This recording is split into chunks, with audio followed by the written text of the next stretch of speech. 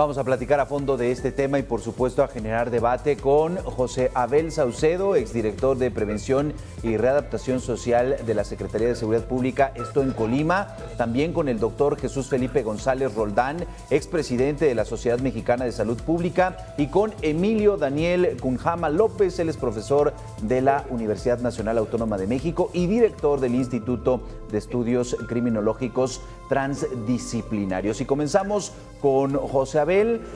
Pues las autoridades han abandonado a este sector vulnerable, primero porque hay a disposición en cualquier antro, en cualquier escuela, drogas, y después porque no hay una campaña de sensibilización y atención a las personas que han caído en alguna adicción.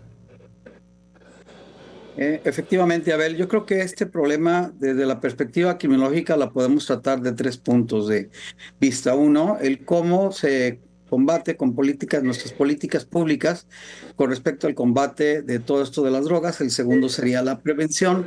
Y el tercero, pues ya tendríamos con respecto a lo del tratamiento que se supone que debería de haber. Yo creo que nuestra situación ha ido incrementándose su potencialidad, ya que cada año que transcurre son personas más jóvenes de edad las que empiezan a consumir drogas, y recordemos que la principal vía de entrada de las drogas, que le llamaríamos fuertes, por así decirlo, es primeramente por lo que es el alcohol y el tabaco, que es algo que debemos de tener muchísimo en cuenta, pero sobre todo de la perspectiva criminológica nos interesa la prevención con qué es lo que debe hacer la familia, el Estado, etcétera, para que no llegue a ocurrir este tipo de casos.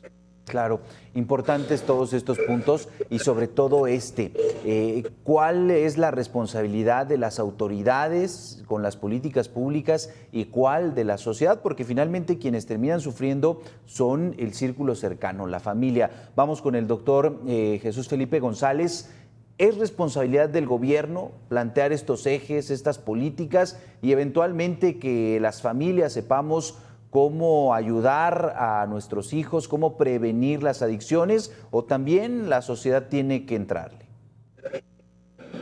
No solo es una responsabilidad del gobierno o de los gobiernos, aquí tienen que intervenir todos los niveles de gobierno, pero también todas las autoridades. No solo es algo que competa, por ejemplo, el sector salud o el sector de seguridad pública, sino que la sociedad en su conjunto tenemos que buscar alternativas, sobre todo para evitar que nuestros adolescentes empiecen en el consumo, como bien señalaban, de la droga lícita que es alcohol y tabaco, porque posteriormente, y se sabe que estas son las drogas de inicio para el consumo de otras drogas.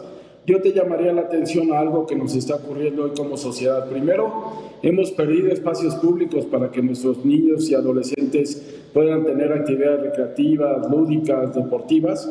Segundo, cada vez es más común que en los espacios deportivos, sobre todo en fines de semana, veas adultos mayores jugando fútbol, voleibol, básquetbol, béisbol, y después lo primero que hacen es prender un cigarro o tomar una copa. Y luego ya también empiezas a ver algo que es preocupante y que poca atención tenemos en cualquier evento, y por ejemplo acaba de pasar la Fórmula 1, o en cualquier evento de fútbol, o en cualquier evento de béisbol, o en cualquier evento de básquetbol en nuestro país, ya estamos propiciando el consumo desmesurado, porque ya no te venden la cerveza de una botella de 355 mililitros, sino te obligan a comprar pues 2 cervezas en vez de una que antes comprabas como tal, y eso está generando que también nuestros adolescentes vinculen a la sensación de disfrutar de un concierto o de una actividad deportiva con el consumo de un producto lícito, pero que los va a iniciar, y sobre todo que hoy lo que nos demuestran las estadísticas, 8 de cada 10 adolescentes han consumido alcohol antes de los 18 años de edad, cuando en teoría está prohibido. Y hoy lo ves igual con el tabaco. La mayoría de las calles, de los puestos de periódicos, de las tiendas de abarrotes, de lo que serían los llamados vendedores toreros, te venden cigarros sueltos a pesar de estar prohibido, y esto favorece el consumo sobre todo de los menores de edad y sobre todo también de las personas que menos capacidad económica tienen.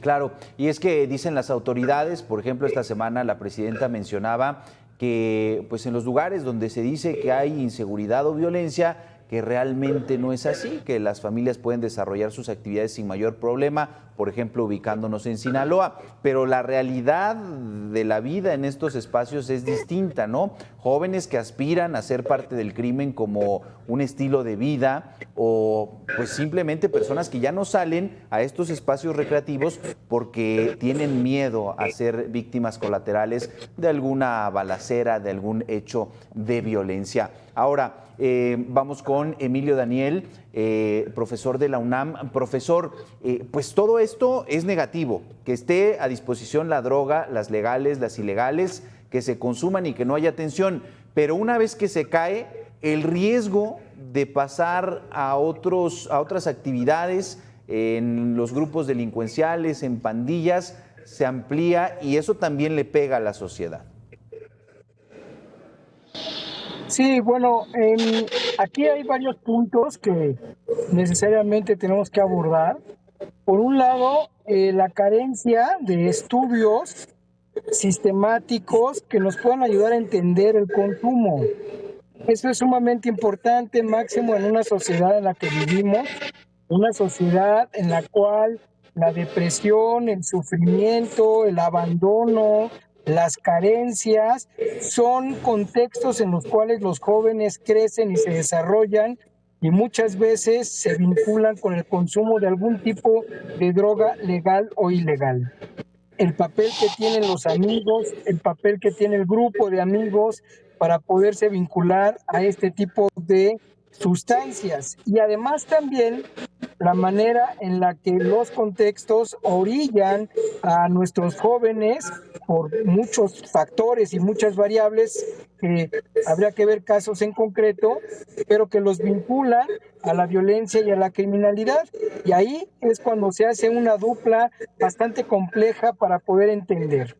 Pero también habría que decir que no todo el consumidor es un delincuente, porque si no también, por ejemplo, criminalizamos el consumo de las drogas, específicamente la marihuana, que es la droga más consumida. Y por el otro lado, habría que ver el papel que juegan algunas otras drogas sintéticas, como el fentanilo y como ahora el nitoceno, que es una droga que es 40 veces más potente que el fentanilo. Y este tipo de drogas que se están distribuyendo en Estados Unidos y que están generando un alto índice de mortalidad de su consumidor, y esto es, digamos, solamente es una cuestión de tiempo y de esperar para que llegue a nuestro país de una manera potente. Los informes que dicta la ONU han demostrado que a nivel global se ha incrementado el consumo de drogas en un 20%. Y que las drogas relacionadas con las anfetaminas son las que están también incrementándose junto con la cocaína, a pesar de que la marihuana, es la más consumida. Y aquí la reflexión es precisamente la interrogante de por qué se está consumiendo cada vez más droga.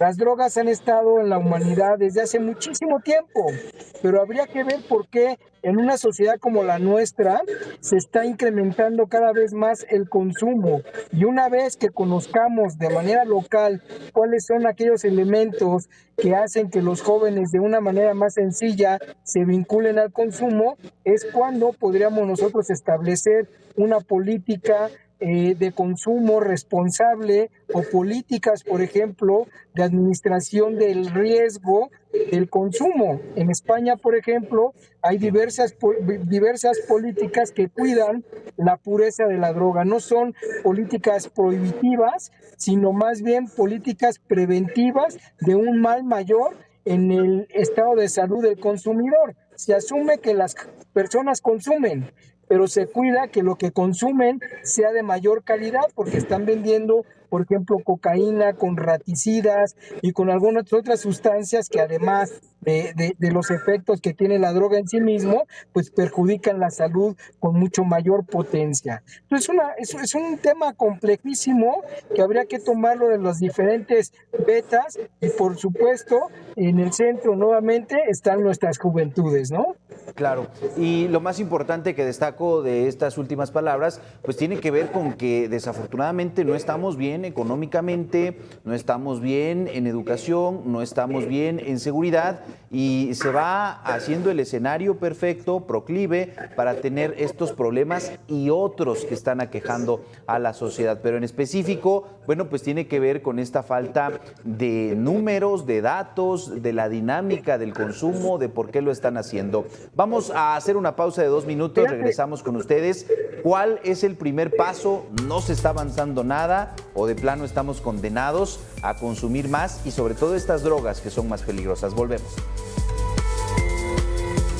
A debate, estamos hablando sobre las adicciones en nuestro país. Y bueno, este tema durante las mañaneras en el sexenio pasado fue muy recurrente. La crisis de fentanilo en Estados Unidos, más de 100,000 muertos anuales y la responsabilidad que achacaban a nuestro país. En México, las autoridades decían, vamos a lanzar campañas, vamos a buscar que las familias estén conscientes y traten de combatirlo desde casa. ¿Se quedó en discurso o realmente hay campañas integrales que nos están ayudando a primero conocer este fenómeno y después prevenirlo? Vamos con José Abel Saucedo, adelante.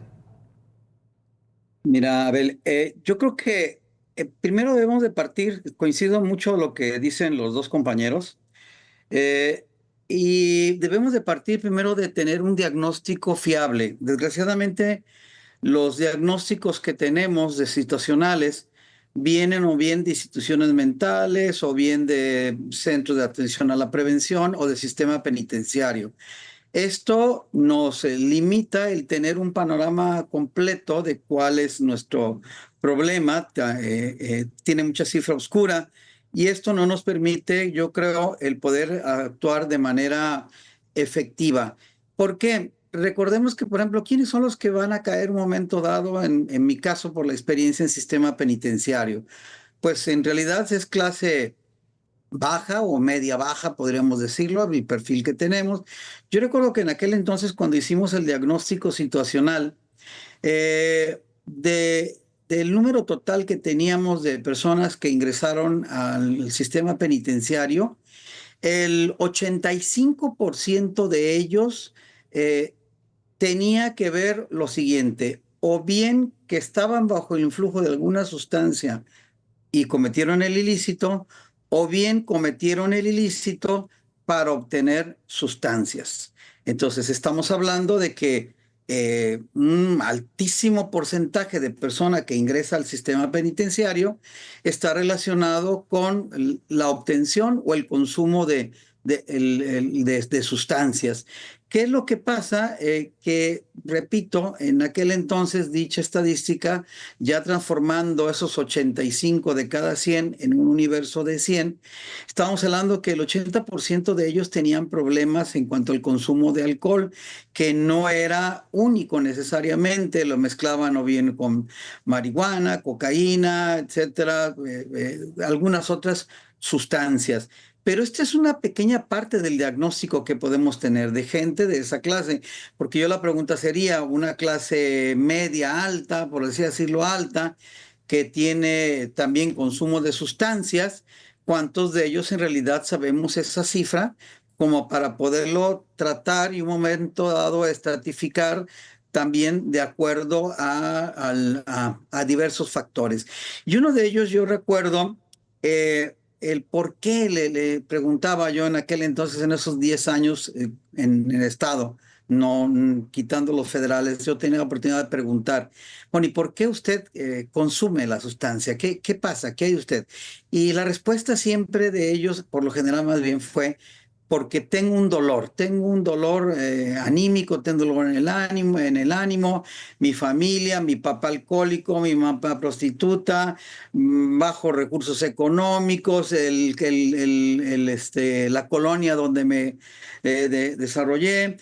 A nosotros nos costaba inclusive el siguiente trabajo, cuando las personas salían en un beneficio de libertad anticipada, muchos de ellos regresaban conmigo, por eso tuvimos que rentar inclusive una casa para apoyarlos y decir, no, es que ya regresé a mi casa y al regresar lo primero que tenían ahí era una fiesta con marihuana y con alcohol para darme la bienvenida de que había salido de la prisión y yo ya no tuvimos un tratamiento, un programa de tratamiento muy efectivo en prisión en aquel entonces y decía, yo ya me dejé de las drogas, yo ya no quiero regresar a eso.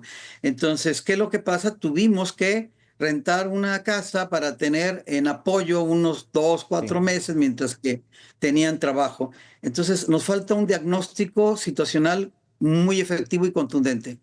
Claro, sin duda, sin estos números y si solamente nos quedamos con una parte, viene esta parte de criminalizar o de alguna manera ver mal a quienes consumen, entendiendo que puede ser un consumo recreativo o una adicción ya en casos más graves. Vamos con el doctor Jesús Felipe González. Doctor, si están entrando drogas que son mucho más peligrosas y que ponen en riesgo la vida de los jóvenes, la respuesta de las autoridades no tendría que ser más enérgica, más fuerte, sobre todo para el control de las drogas, que no ingresen o que no se fabriquen, y por el otro lado, entonces, sí una campaña que pudiera ser efectiva. Lo que me gustaría señalar es, ya el diagnóstico se tiene muy claro. México tiene cifras y números que se han venido dando desde 1988, cuando empezaron las encuestas nacionales de adicciones, y como bien señalabas al inicio de la nota, recientemente se tiene la encuesta nacional de consumo de drogas, alcohol y tabaco. La última fue 2017, desafortunadamente la administración anterior se aplicó la encuesta 2023-2024 y hasta el momento no conocemos los resultados. El diagnóstico se tiene muy claro. En el tema de las drogas lícitas que yo señalaba, alcohol y tabaco, es claro que hay cada vez un consumo a menor edad, a más temprana edad, cada vez en mayor cantidad, sobre todo en el caso del alcohol, mientras que el tabaco hay una estabilidad en el consumo. Y yo llamaría algo que está pasando también con tabaco y alcohol, que es la feminización de estas epidemias de alcoholismo y de tabaquismo, y también en el consumo de drogas ilícitas. Esta feminización es que cada vez la mujer está consumiendo en mayor cantidad tanto drogas lícitas como alcohol o tabaco, y también, sobre todo en el caso de metanfetaminas y en el caso de otras sustancias como marihuana, cocaína. ¿Qué nos ha hecho falta? Generar una integralidad de las políticas públicas, y cada sector va y camina por su lado, y a pesar de que desde hace tiempo se tiene un Consejo Nacional de Adicciones, este no ha sido capaz de articular los diferentes esfuerzos de los diferentes sectores involucrados, tanto de gobierno, sociedad civil, iniciativa privada, para ir en una campaña nacional en términos de prevención y control de las adicciones como tal. Entendiendo, y ahí coincido completamente, en la no criminalización de los consumidores, sí de la criminalización de quienes ponen al alcance estas drogas. Y por eso te repito, hoy, por ejemplo, en muchas entidades el debate es alrededor de legalizar la marihuana o no, la cocaína, etcétera. La realidad es que no hemos tenido una adecuada política regulatoria. Y yo partiría de que hay 3 ejes o pilares fundamentales con lo cual construir una política de prevención y control de adicciones. Un primer pilar en términos de salud pública, algo que sí ha existido son campañas de información, pero no hay todo un proceso de formación en términos de alejar a nuestros adolescentes de las drogas, de incorporarles espacios donde ellos tengan acceso a actividad deportiva, a actividad recreativa que se dé, y ahí ese pilar de salud pública estamos fallando. Un segundo pilar que tiene que hacer con la atención médica oportuna. Hoy tenemos una carencia, y por ejemplo en el tabaco todo se da a través de clínicas de atención del tabaquismo, no aprovechamos el primer nivel de atención, al igual que el alcoholismo, y lo que generamos es que no tenemos una adecuada identificación oportuna de chavos que están iniciando en el consumo, que podríamos tener más con una atención médica adecuada. Y una tercera tiene que ver con la política de regulación sanitaria. Ejemplo, en el caso del alcohol, para que tú puedas vender alcohol, tienes que pagar un permiso y los tienes muy identificados. No así en el tabaco no te lo venden en cualquier lado y hasta, decía yo, de manera suelta. Y como en otros países, ya hablaban de España, en España el tabaco solo se vende en tabaquerías y son muy pocas, entonces limitas el número de puntos de venta para que tengan cada vez menor acceso. Y hoy con sistemas de información tú puedes saber quién es un consumidor duro o débil en términos de consumo de alcohol o tabaco, fácilmente lo podrías tener. Y es también una política fiscal. Hoy necesitamos que al alcohol y tabaco como drogas lícitas se le pongan más impuestos porque está visto que esto inhibe el consumo, sobre todo en los segmentos más vulnerables como tal. Y alrededor de esto nada más te voy a dar un dato. Sí. No hemos hecho mucho y se nos están muriendo cada año en este país alrededor de 33,000 adolescentes, en su mayoría hombres, entre 15 y 35 años, por la violencia generada en tema de alrededor de lo que es el tema de adicciones en México. Y ahí no hemos hecho nada, por eso yo hablo de la importancia de la integralidad, no perder el tiempo en más diagnósticos. Hoy sabemos que el consumo en las clases bajas son más de inhalables, sabemos que el consumo en clases medias son más de cocaína, de metanfetaminas, y sabemos que vamos a tener problema de fentanilo si no somos capaces de generar todo un movimiento nacional integrador en un combate a las drogas, de decir no a las drogas. En ese momento pues estamos condenados a que van a seguir rebasándonos este tipo de problemas que va más allá, como te señalaba, de lo social, de lo económico, va más allá, y que hoy es claro que nuestro país dejó de ser un país de paso, como hace 20 años se decía, a un país de consumo. Claro, y por supuesto ya has marcado varias líneas que pudiéramos estar siguiendo y que no se están tomando en cuenta. Vamos con el profesor Emilio Daniel. Comenzó el gobierno y estamos centrados principalmente en el tema del reto económico porque no tiene recursos el gobierno, el tema de la recaudación, por supuesto el tema de la seguridad, aunque no se hable abiertamente de que estamos con crisis de violencia, aunque sí lo estamos, pero pareciera entonces que pues, sería un sexenio más donde no pasará nada, profesor. Bueno, pues sí es urgente que se plantee una política nacional contra las adicciones y que sea, como ya se ha comentado, precisamente una política integral que escape solamente a una lógica de salud. Pues el consumo no puede limitarse a una lógica solamente de salud, del daño que éste genera, sino poder explorar cuáles son aquellos contextos que facilitan el consumo. Un parque no va a inhibir el consumo. Yo no coincido con que estamos sobrediagnosticados. Siempre se dice que estamos sobrediagnosticados, pero mira, ¿qué hizo la encuesta nacional de adicciones? Podernos plantear qué consume, cuánto consumen, qué edades tienen, pero nos dice muy poco el por qué. Necesitamos diagnósticos que nos puedan explicar por qué la gente consume, trascender a los diagnósticos descriptivos y podernos situar en diagnósticos explicativos, porque es un error.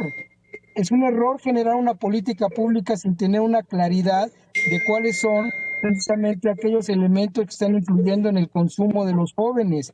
Ya decía, me parece que se llamaba Abel, ya comentaba en el estudio que hicieron dentro de prisión, que me parece estudios muy importantes, cuáles son las motivaciones que tienen las personas para poder consumir y poder mantener el consumo. En una investigación que realizamos en Bolivia para la construcción de la política plurinacional de prevención social de las violencias y el delito, estuvimos haciendo un tamizaje sobre consumo de alcohol y sobre las motivaciones del consumo de alcohol y drogas ilícitas. La gran mayoría, fíjate qué interesante, la gran mayoría inicia el consumo por curiosidad y mantienen el consumo por un problema a nivel emocional que está radicado en las familias, en las relaciones de pareja.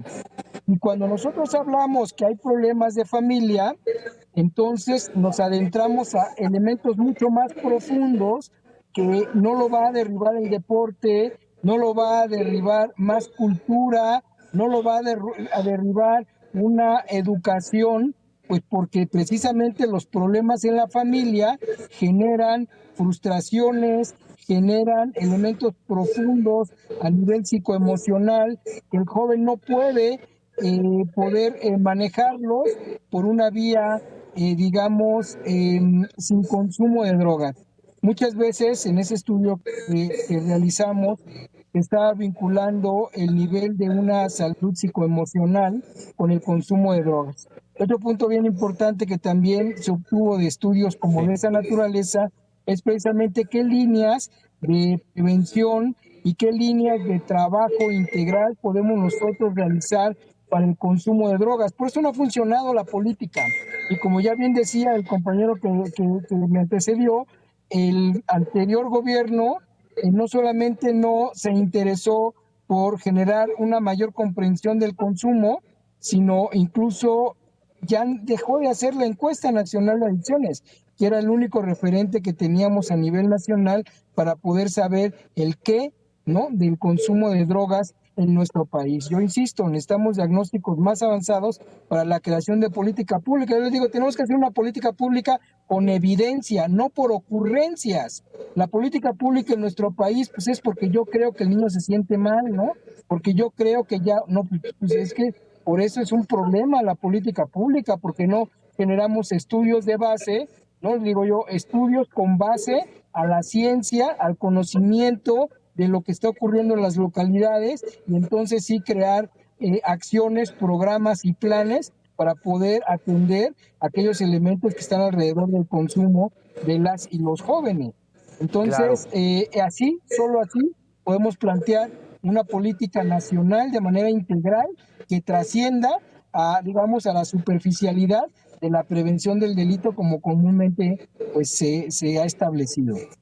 Claro, y es que cuando hablamos de más escuelas, de más espacios públicos seguros, de medidas que pudieran ser de prevención, serían para las próximas generaciones y ojalá se diera, ¿no? Pero los que ya están en este momento tienen una condición particular de adicción, de enfermedad que no pueden superar. Entonces, ahí me parece que sí, por supuesto, los datos no sobran. Si hay estudios, encuestas, análisis más certeros, podría haber una solución más certera, pero sí también se ha hablado mucho de los datos generales que ya tenemos. Bueno, es un reto, por supuesto, está aumentando el consumo, los jóvenes están en mayor riesgo, las drogas cada vez son más peligrosas y por ahora esta pues, estrategia integral en la que los cuatro coincidimos no se está dando. Platicamos esta tarde con José Abel Saucedo, él es exdirector de Prevención y Readaptación Social de la Secretaría de Seguridad Pública en Colima. Le agradecemos mucho.